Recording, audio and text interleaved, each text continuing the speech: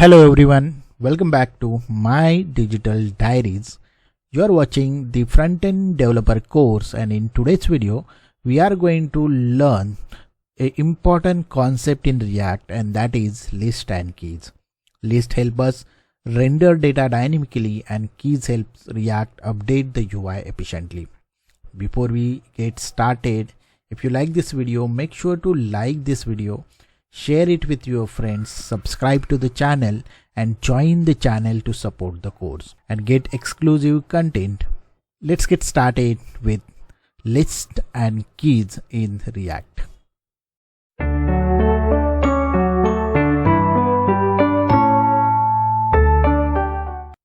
In this section, we are going to understand one of the most important concepts in React, that is list.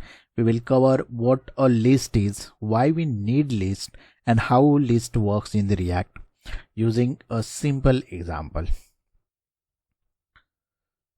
First, let's understand what a list is in the React.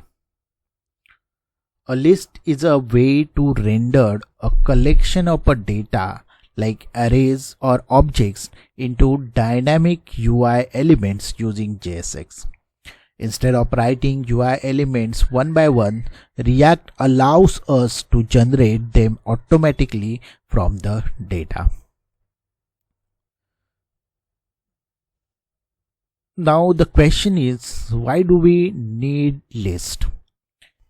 In real applications, we often display multiple similar items like a list of products or a list of users, maybe messages or notification. If we hard code each element manually, the code becomes messy, difficult to maintain and not scalable. Let's solve this problem by allowing us to reuse code and render multiple elements dynamically. Now, how do list works in React? React allows us to generate UI elements from data using JavaScript functions like map. Instead of writing each li manually, we loop over an array and return JSX for each item.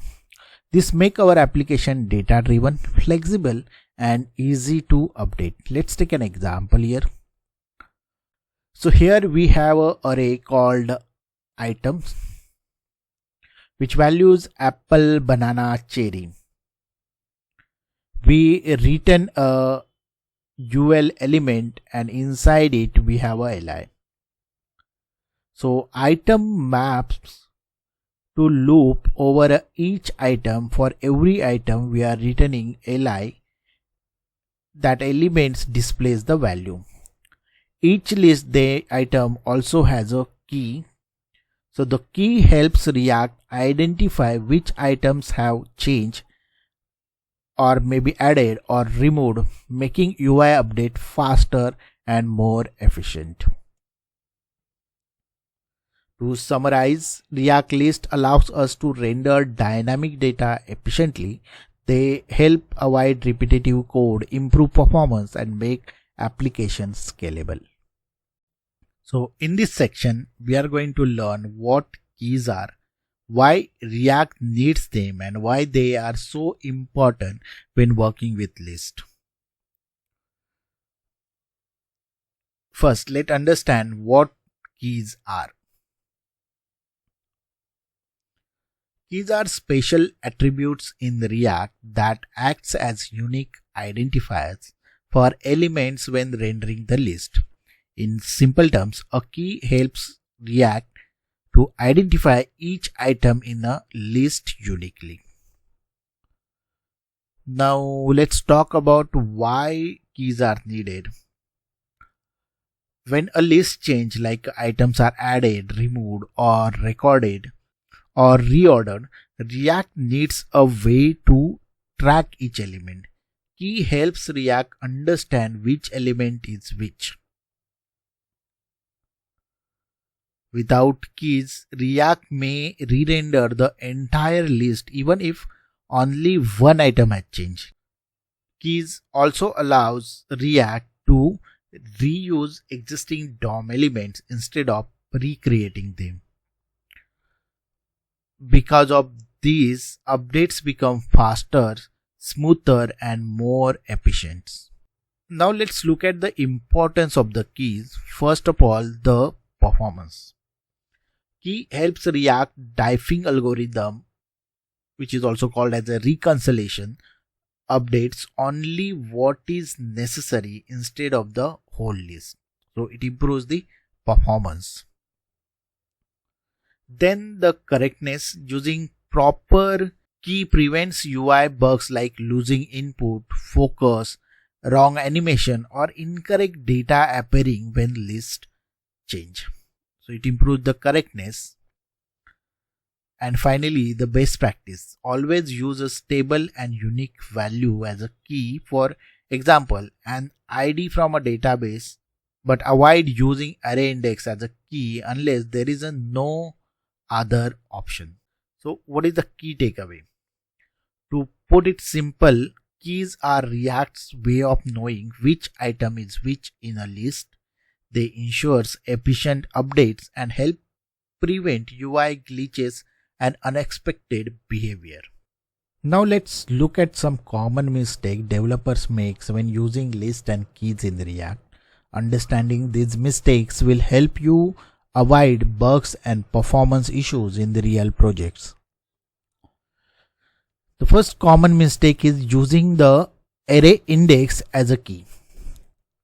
This may work in simple cases, but it can cause problems when the list order changes. If the items are added, removed, or reordered, React may update the wrong elements, which will lead to the unexpected UI behavior. So be careful while using array index as a key.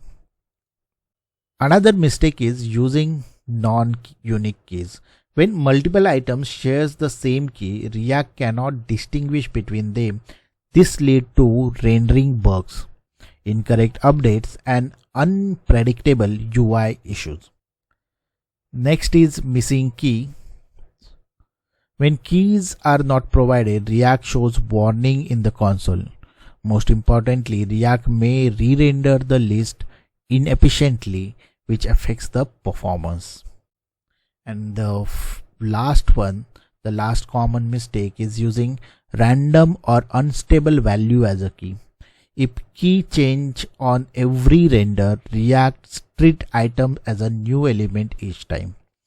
This breaks consistency and can cause issues like losing input focus or resetting component state.